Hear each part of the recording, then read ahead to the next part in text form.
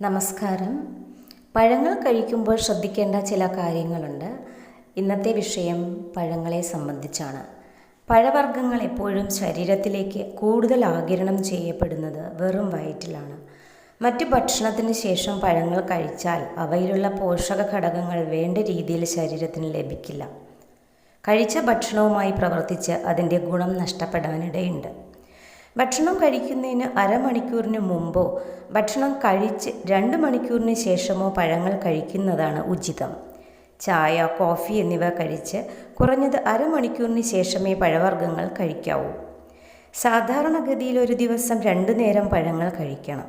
രാവിലെ 8 മണിയും വൈകിട്ട് 6 മണിയുമാണ് പഴങ്ങൾ കഴിക്കാൻ പറ്റിയ സമയം. ഒരു നേരം കുറഞ്ഞത് 150 ഗ്രാം പഴവർഗ്ഗങ്ങൾ ഒരു സാധാരണ മനുഷ്യന് കഴിക്കാം. ഒരു നേരം 2 തരം പഴങ്ങൾ വീതം ആകാം. ഒരു ദിവസം 4 തരം പഴങ്ങൾ ശരീരത്തിന് ലഭ്യമാകണം. ശരാശരി ഒരു ഓറഞ്ച്, ആപ്പിൾ, പേരയ്ക്ക, സബർജല്ലി എന്നിവ 50 മുതൽ 75 ഗ്രാം ഭാരമുള്ളവയാണ്. അപ്പോൾ 4 തരം പഴം കഴിക്കുമ്പോൾ ശരാശരി 250-300 ഗ്രാം പഴവർഗ്ഗങ്ങളിലെ പോഷകങ്ങൾ ശരീരത്തിന് ലഭ്യമാകും. പൈനാപ്പിൾ, പപ്പായ എന്നിവയും ഉൾപ്പെടുത്താം. ദഹിക്കുമ്പോൾ ശരീരത്തിന് ക്ഷാരഗുണം പ്രദാനം ചെയ്യുന്നവയാണ് പഴവർഗ്ഗങ്ങൾ.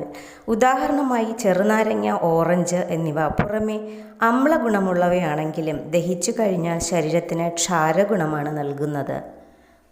പ്രകൃതിജന്യമായ പഴങ്ങളും പച്ചക്കറികളും ശരീരത്തിലെത്തി ദഹിച്ചതിന് ശേഷം ക്ഷാരഗുണം പ്രദാനം ചെയ്യുമ്പോൾ സിന്തറ്റിക് ഭക്ഷ്യവസ്തുക്കളും മാംസജന്യമായ ഭക്ഷ്യവസ്തുക്കളും അമ്ലഗുണമാണ് പ്രദാനം ചെയ്യുന്നത്.